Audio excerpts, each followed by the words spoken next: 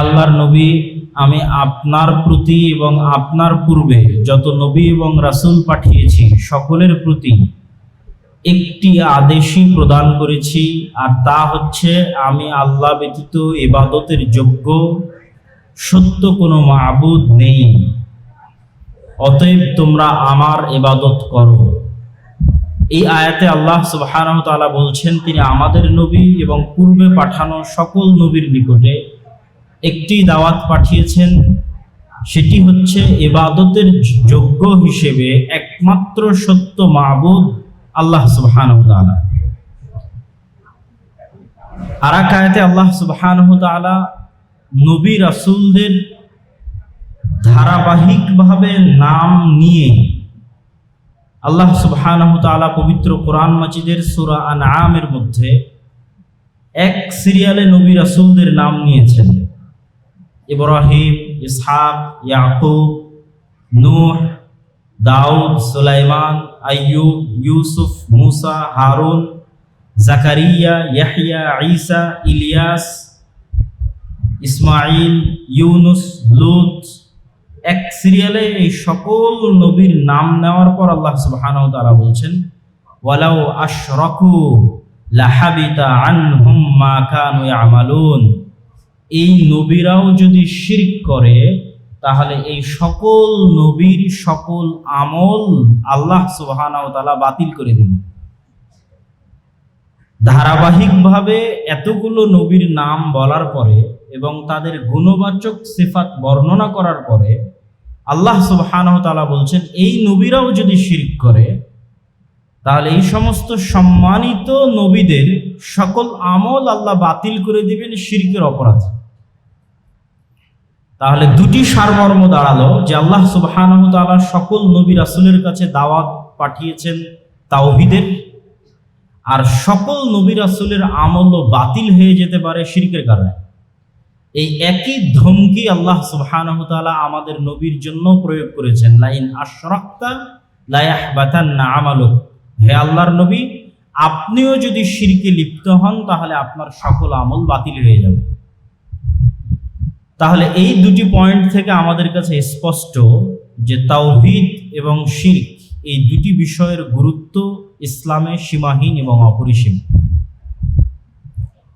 আমাদের নবী মুহাম্মদ সাল্লাল্লাহু আলাইহি ওয়াসাল্লাম, যেহেতু রাসূল সাল্লাল্লাহু আলাইহি ওয়াসাল্লামের সিরাতের সাথে সম্পৃক্ত করে আলোচনা, তা আমাদের নবী মুহাম্মদ সাল্লাল্লাহু আলাইহি ওয়াসাল্লাম সর্বপ্রথম যখন দাওয়াত দিতে যাবেন তখন তৎকালীন মক্কায় শিরক বাদেও বহু অপরাধ আছে।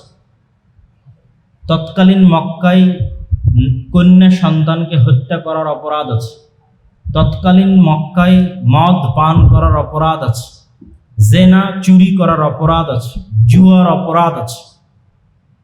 কিন্তু রাসূলুল্লাহ সাল্লাল্লাহু আলাইহি ওয়াসাল্লাম যখন প্রথম দাওয়াত শুরু করলেন তখন তিনি দাওয়াত শুরু করলেন তাওহীদ দিয়ে, আল্লাহ সুবহানাহু ওয়া তাআলার একত্ববাদ দিয়ে। তিনি সাফা মারওয়া পাহাড়ের উপর দাঁড়িয়ে বড় বড় কুরাইশের নেতাদেরকে ডেকে পাঠালেন। ডেকে পাঠিয়ে তাদেরকে জিজ্ঞেস করলেন, আমি যদি বলি এই পর্দার পিছনে শত্রু রাইফেল হাতে দাঁড়িয়ে আছে, পুলিশ দাঁড়িয়ে আছে আপনাদেরকে গ্রেফতার করার জন্য, আমি যদি এখন বলি, তো মুহাম্মদ সাল্লাল্লাহু আলাইহি ওয়াসাল্লাম বলছেন এই পাহাড়ের পাদদেশে শত্রু দাঁড়িয়ে আছে মক্কায় আক্রমণ করার জন্য, তোমরা কি বিশ্বাস করবে? তো তারা সকলে উত্তরে কি বলল, মা জাররাবনাকা, আমরা কখনোই গত দীর্ঘ 40 বছরে তোমার নিকট থেকে মিথ্যার চুল পরিমাণ গন্ধও পাইনি। তো যেহেতু তোমার নিকট থেকে মিথ্যার চুল পরিমাণ গন্ধও পাইনি, সেহেতু আজকের এই কথা আমরা কেন বিশ্বাস করবো না? অবশ্যই বিশ্বাস করব। তখন তিনি বললেন, যদি তোমরা আমার কথা বিশ্বাস করো তাহলে আমি তোমাদেরকে একটি বিষয়ের কথা বলছি, কুলু লা ইলাহা ইল্লাল্লাহ তুফলিহুন। তোমরা লা ইলাহা ইল্লাল্লাহ এই শব্দ, এই বাক্যকে মনে প্রাণে মেনে নাও, তোমরা ইহকালে এবং পরকালে বিজয়ী হবে। কিন্তু এই দাওয়াত তারা গ্রহণ করতে পারল না। তো রাসূলুল্লাহ সাল্লাল্লাহু আলাইহি ওয়াসাল্লামের সিরাত প্রমাণ করে যে বহু অপরাধ চলমান থাকলেও রাসূলুল্লাহ সাল্লাল্লাহু আলাইহি ওয়াসাল্লাম সর্বপ্রথম তার জাতিকে, তার কওমকে তাওহীদের দাওয়াত দিয়েছেন। অতএব তাওহীদ বুঝা এবং শিরক থেকে বেঁচে থাকা অনেক গুরুত্বপূর্ণ এবং জরুরি। তাওহীদ আমি আপনাকে বুঝাবো কিভাবে? একদম সহজে বুঝাই।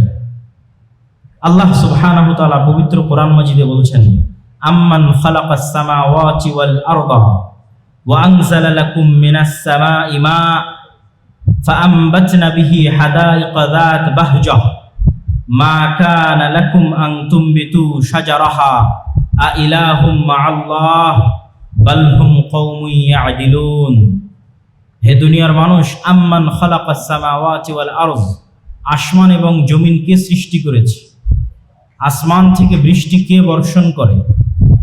অন্য আয়াতে আল্লাহ সুবহানাহু ওয়া তাআলা স্পষ্ট করেছেন যে এই প্রশ্ন করলে পৃথিবীর সবাই উত্তর দিবে আল্লাহ।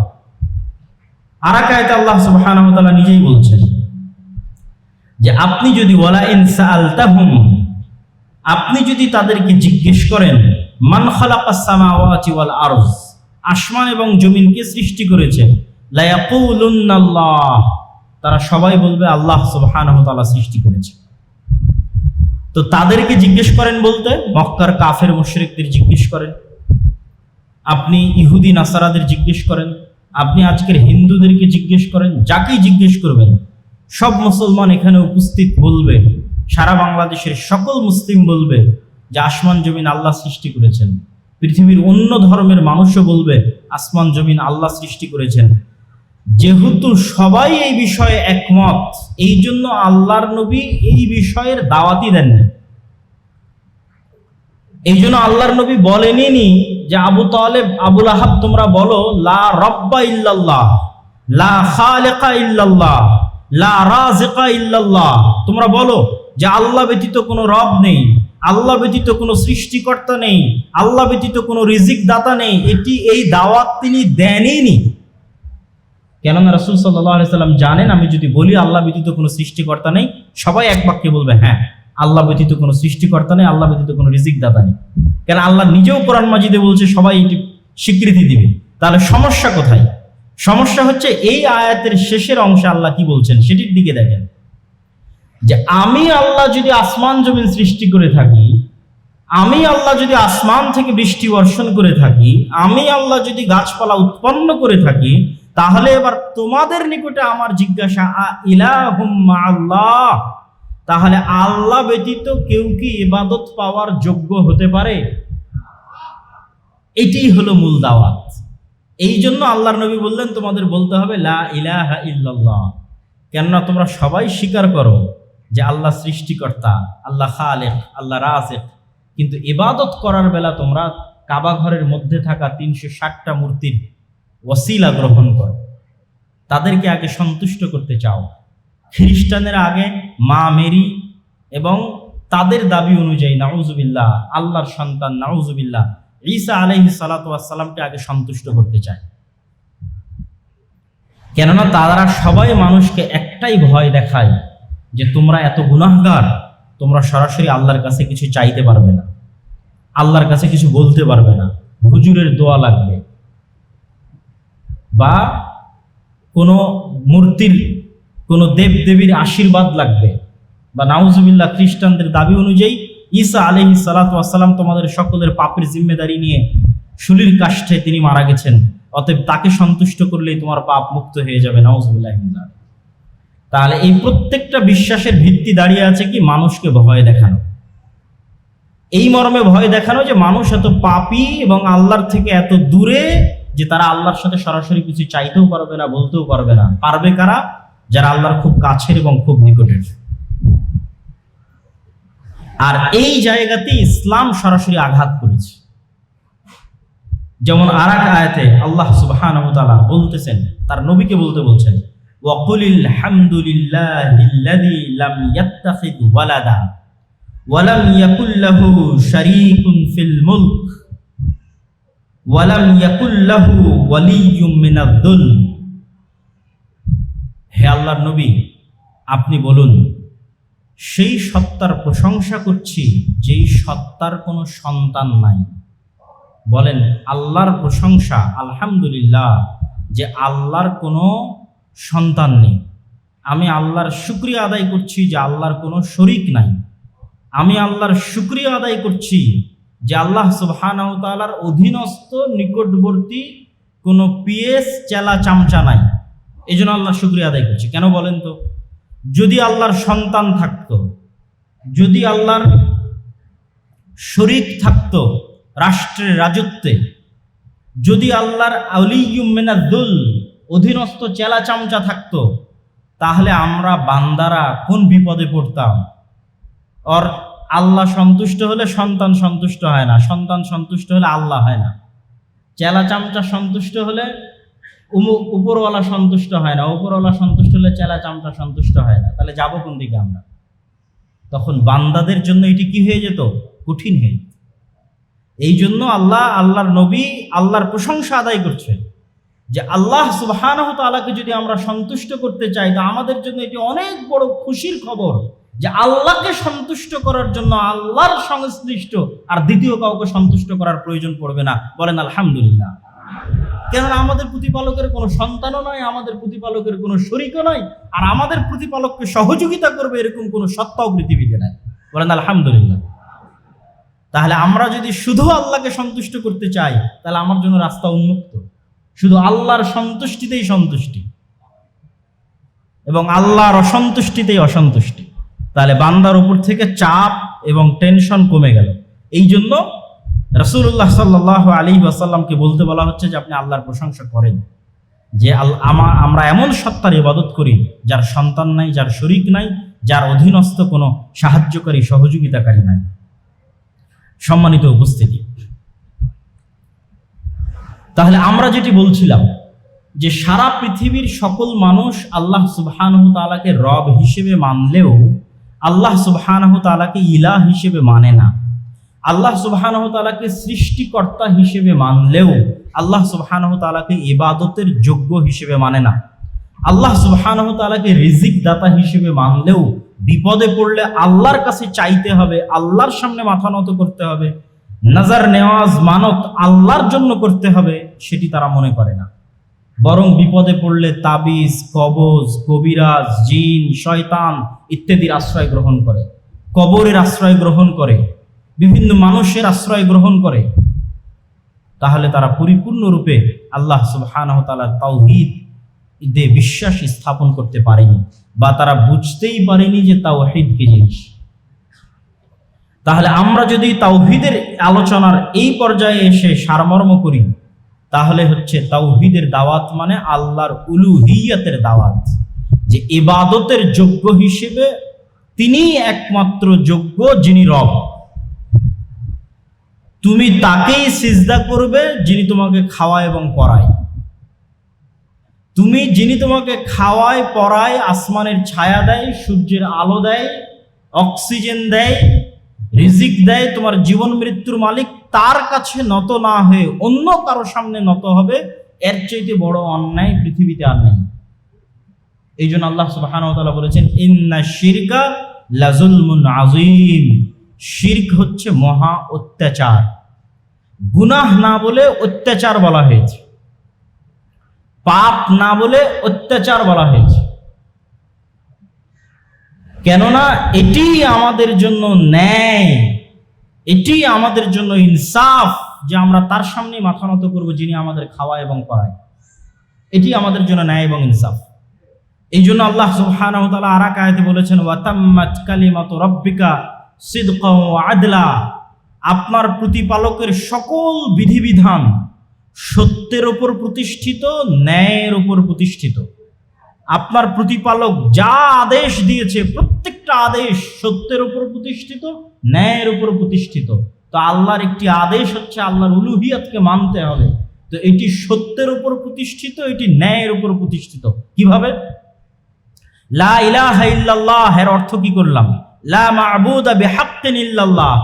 আল্লাহ ব্যতীত সত্য কোনো ইবাদতের যোগ্য সত্তা পৃথিবীতে নাই।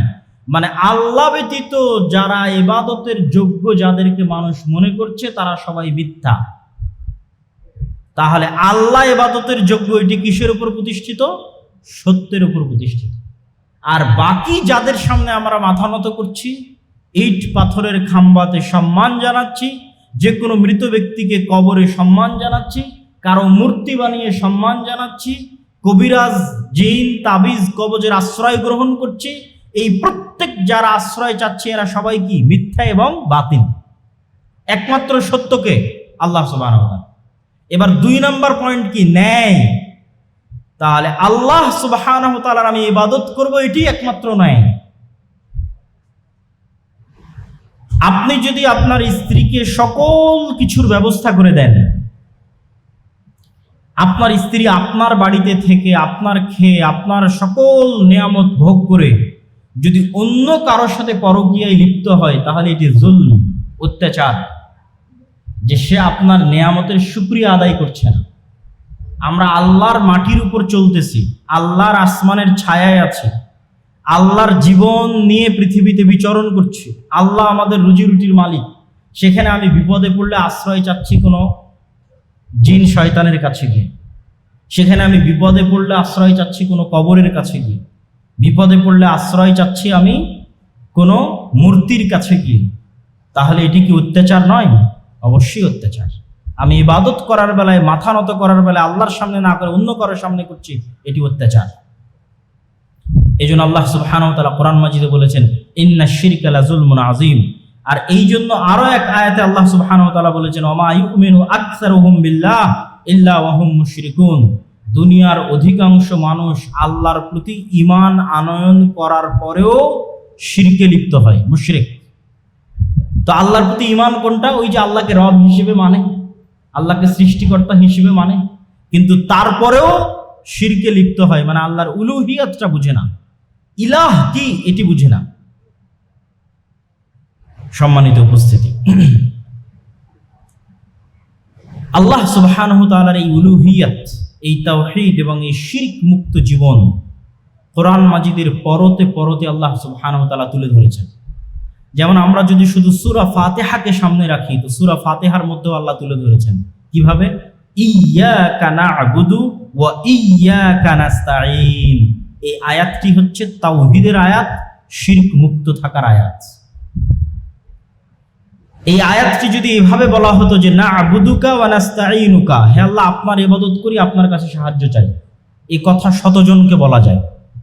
আজকে আমার পূর্বে যিনি আলোচনা করে গেছে, আপনি তাকেও বলতে পারবেন, শায়েখ আমি আপনার বক্তব্য শুনে আপনাকে ভালোবাসি। আপনি আমাকেও বলতে পারবেন, শায়েখ আমি আপনাকে ভালোবাসি, আপনার বক্তব্য শুনি। কিন্তু এই বাক্যটা আপনি একজন ছাড়া দ্বিতীয় কাউকে বলতে পারবেন না। সেটি কি? আমি শুধু আপনারই বক্তব্য শুনি, আপনাকেই ভালোবাসি, অন্য কারোটা শুনি না, অন্য কাউকে ভালোবাসি না। এই বাক্যটা কি একজন ব্যতীত দ্বিতীয় কাউকে বলা সম্ভব? সম্ভব না। দ্বিতীয় কাউকে বললে সেটা মিথ্যা হবে। ইয়্যাকা না'বুদু ওয়া ইয়্যাকা নাস্তাঈন যখন বললেন, তখন অর্থ দাঁড়ালো এটি যে হে আল্লাহ আমরা শুধু আপনারই ইবাদত করি, আর কারো করি না, শুধু আপনার নিকটে সাহায্য চাই, আর কারো কাছে চাই না। তাহলে এই আয়াত তখনই মিথ্যা হয়ে যাবে যখন আপনি কোনো কিছুর মিথ্যা কোনো কিছুর আশ্রয় গ্রহণ করবেন, তখন এই আয়াত বাতিল, মিথ্যা। সম্মানিত উপস্থিতি, শুধু তাই নয়, আল্লাহ সুবহানাহু ওয়া তাআলা এই শিরকি হচ্ছে সবচেয়ে বড় তাগুত, এই শিরকি হচ্ছে শয়তানের সবচেয়ে বড় দাসত্ব। এই জন্য আল্লাহ সুবহানাহু ওয়া তাআলা কোরআন মাজিদে যখনই তার নিজের আনুগত্যের কথা এবং শয়তানের কথা, যা এক বহু বক্তব্যে আমি শয়তানের উপর লম্বা বিস্তারিত আলোচনা তুলে ধরেছি, কিন্তু যখনই আল্লাহ সুবহানাহু ওয়া তাআলা তার আনুগত্যের কথা বলেছেন, তখনই আল্লাহ সুবহানাহু ওয়া তাআলা তার বিপরীতে শিরকের কথা বলেছেন, অথবা তার আনুগত্যের কথা বললে শয়তানের আনুগত্য থেকে বেঁচে থাকতে বলেছেন, তাগুতের আনুগত্য থেকে বেঁচে থাকতে বলেছেন। যেমন দুই একটা আয়াত আপনাদের শোনাই। ওয়ালাকাদ বাআসনা ফি কুল্লি উম্মাতির রাসূলা আন ইবুদুল্লাহ ওয়াজতানিবুত তাগুত। প্রত্যেক উম্মতের মধ্যে একজন করে রাসূল পাঠিয়েছি, আর প্রত্যেক রাসূলের কাছে একটি দাওয়াত পৌঁছে দিয়েছি, ইবাদত হবে আল্লাহর, পরিত্যাগ করতে হবে তাগুতকে। মানে আল্লাহর ইবাদতের বিপরীতে যা হয় তার সবই শয়তানের ইবাদত, তার সবই শয়তানের দাসত্ব। আর শয়তান হচ্ছে সবচেয়ে বড় তাগুত, ইবলিস হচ্ছে সবচেয়ে বড় তাগুত। যেমন আরেক আয়াতে আল্লাহ সুবহানাহু ওয়া তাআলা বলেন, ইয়া আইয়ুহাল্লাযীনা আমানু দুখুলু ফিস সিলমি কাফা ওয়ালা তাত্তাবিউ খুতুওয়াতিশ শাইতান, হে ঈমানদারগণ, তোমরা ইসলামে প্রবেশ করো পরিপূর্ণভাবে, আর শয়তানের পদাঙ্ক অনুসরণ করিও না।